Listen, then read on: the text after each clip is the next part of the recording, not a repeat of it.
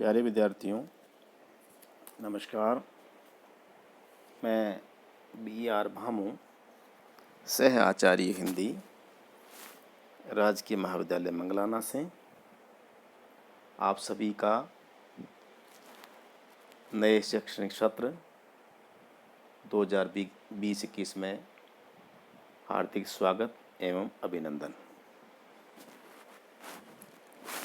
प्यारे बच्चों, आप सबको मालूम है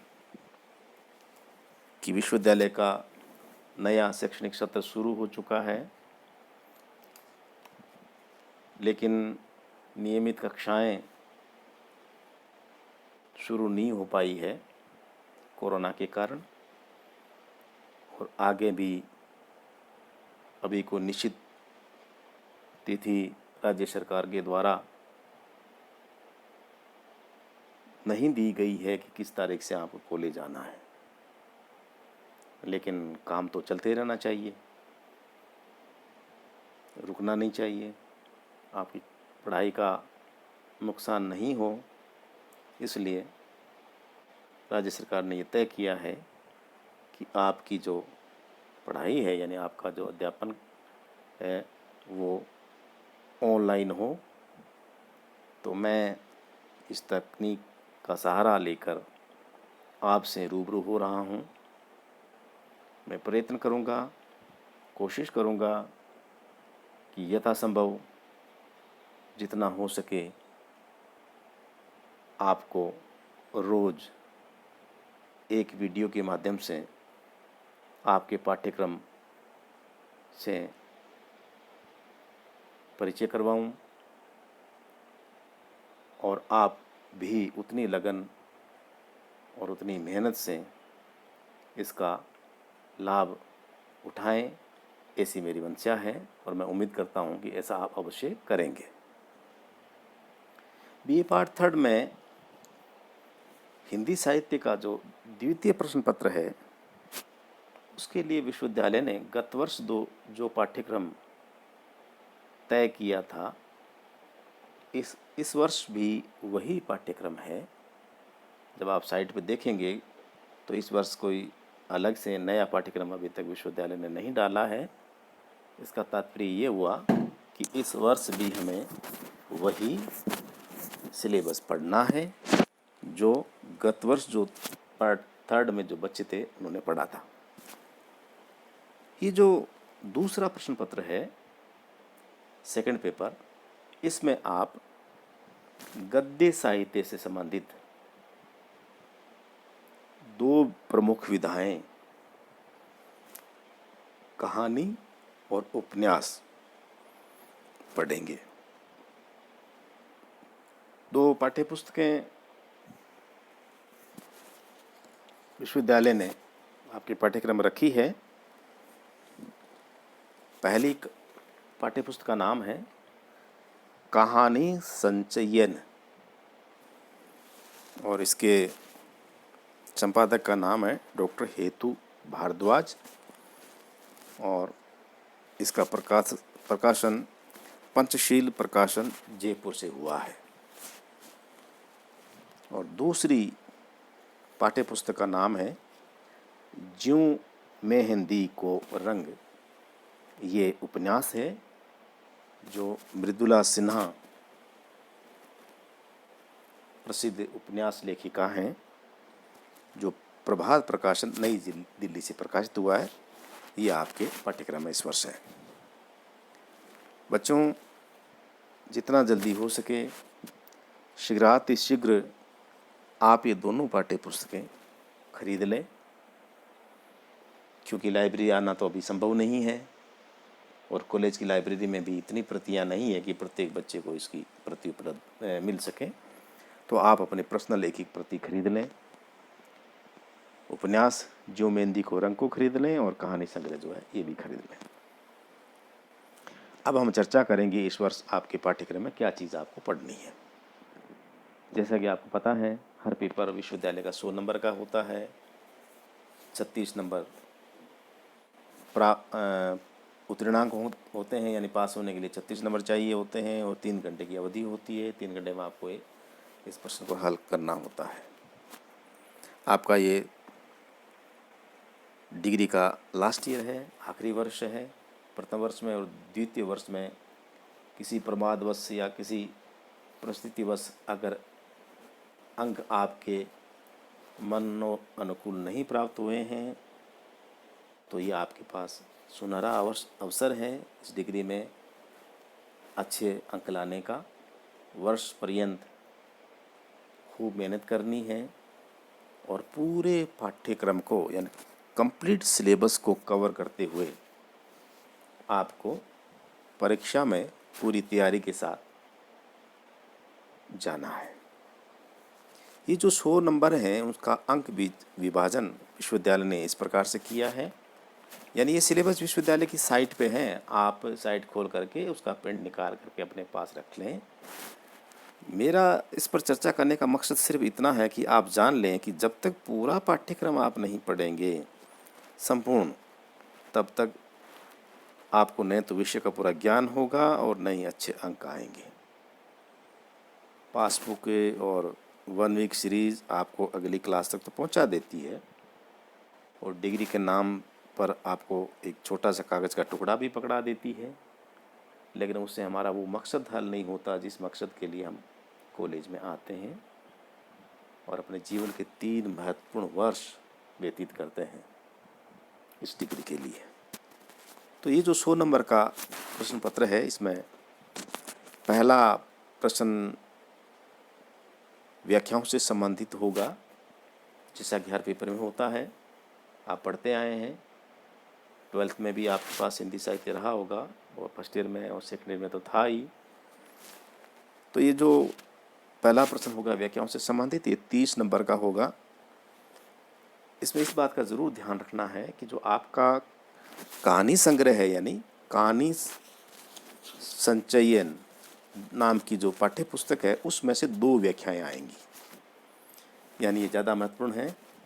इसमें जो कहानियां हैं उन सभी कहानियों को आप अच्छी तरह से पढ़ना है। 9 कहानियां हैं कुल मिला करके, तो इन 9 कहानियों में से 2 व्याख्याएं आएंगी और एक व्याख्या आएगी आपके उपन्यास से संबंधित, जिसका नाम है जूं मेहंदी को रंग। उसके बाद आलोचनात्मक प्रश्न पूछे जाते हैं। 15 नंबर का एक प्रश्न होगा, 3 प्रश्न होंगे, 45 अंक हैं इसके लिए। ये भी उसी प्रकार से अंकों का विभाजन है, 1 प्रश्न उपन्यास से संबंधित होगा और 2 प्रश्न कहानी संग्रह से संबंधित।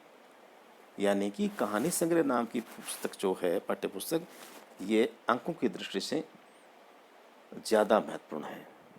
उपन्यास भी है लेकिन उससे डबल अंक कहानी संचयन से पूछे जाएंगे। तो ये 45 नंबर के 3 प्रश्न आपको हल करने होंगे और अगला प्रश्न जो है वो 13 नंबर का होगा।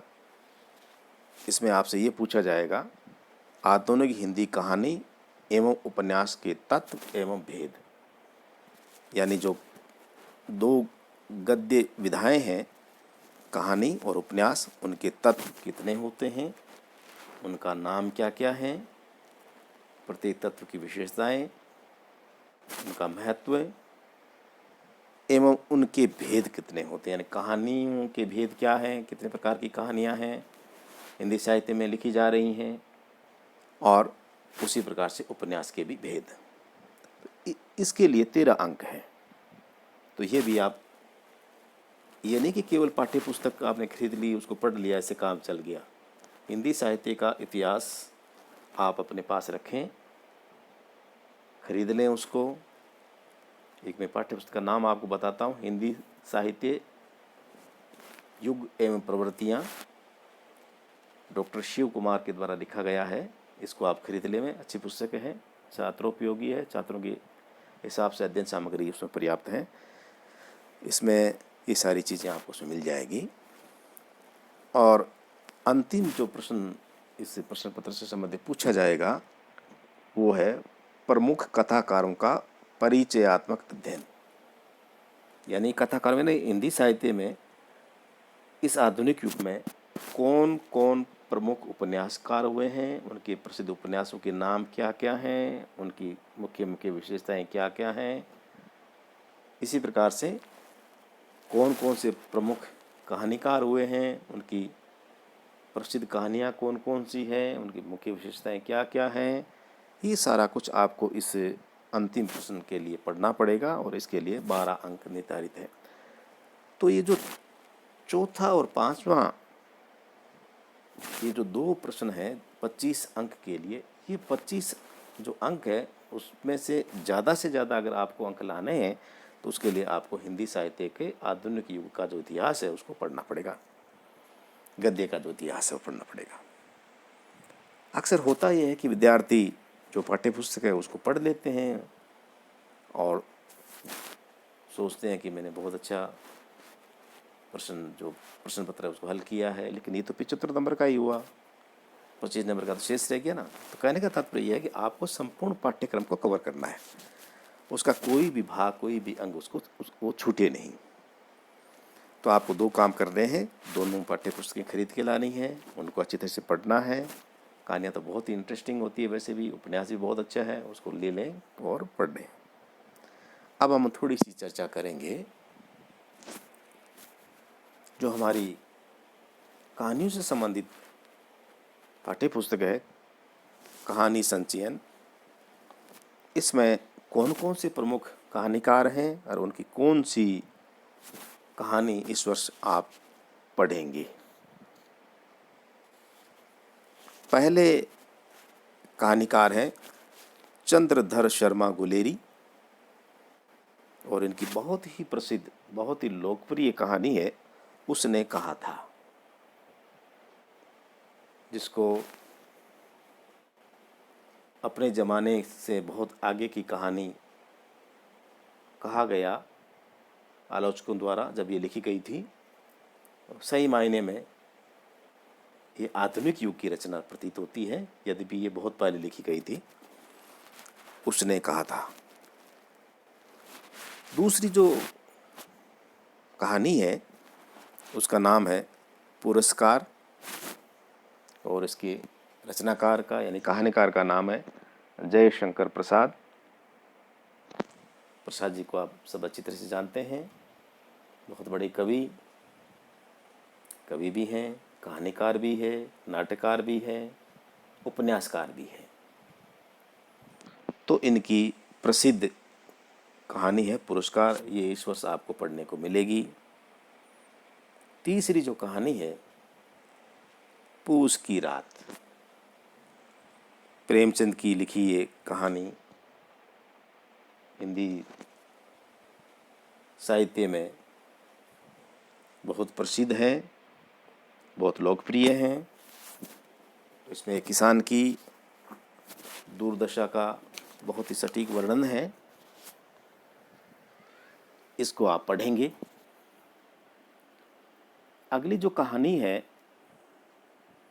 उस कहानी का नाम है ताई और ये विशंबर नाथ शर्मा कौशिक की रचना है। नारी मनोविज्ञान का बहुत खूबसूरत वर्णन है इसमें, इसको आपको पढ़ना है इस वर्ष। अगली यानी 5वीं कहानी का नाम है नशा। मन्नू भंडारी के द्वारा लिखी गई ये कहानी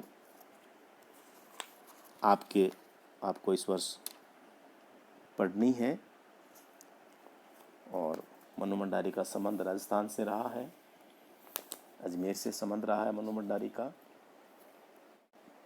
नारी लेखिकाओं में अग्रगण्य नाम है, इनकी कहानी आप नशा पढ़ेंगे। छठी कहानी है एक गो। हिंदी के बहुत बड़े रचनाकार हुए हैं जिनेंद्र कुमार जी, जिन्होंने खूब सारे मनोवैज्ञानिक उपन्यास भी लिखे थे, कहानियाँ भी लिखी हैं। तो इनकी प्रसिद्ध कहानी है एक गो। कथा सौरभ नाम का इनका एक संकलन है, कहानी संकलन कथा सौरभ, उसमें से ली गई है ये कहानी। 7वीं कहानी है श्रृंगार। ज्वाला प्रसाद ए विपुल कहानीकार हैं ये आप इस वर्ष पढ़ेंगे। आधुनिक युग की नारी रचनाकारों में, महिला कहानीकारों में एक प्रसिद्ध नाम है नासिरा शर्मा। उनका एक कहानी संग्रह खुदा की वापसी। इस कहानी संग्रह से उनकी एक प्रसिद्ध कहानी इस वर्ष आपके पाठ्यक्रम में रखी है। उसका नाम है मेरा घर कहाँ। बहुत खूबसूरत कहानी है, आप पढ़ेंगे तो आनंद आएगा। नवीं और अंतिम जो कहानी है वो है खोई हुई दिशाएं। ये कमलेश्वर जी की कहानी है। कमलेश्वर जी न केवल कहानीकार है बल्कि उपन्यासकार भी हैं। इनके उपन्यासों पर कई सीरियल भी बने हैं।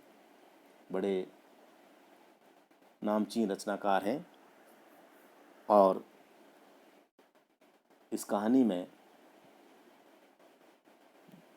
जो विषय लिया है वो बड़ा खूबसूरत है।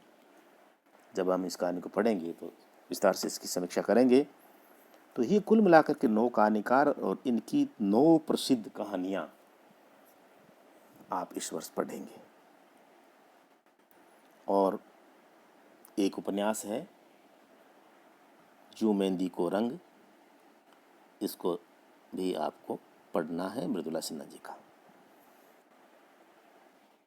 विद्यार्थियों, मैं रोज आपको इस तकनीकी संचार माध्यम से आपके पाठ्यक्रम को पूरा करवाने की कोशिश करूंगा, चर्चा करूंगा।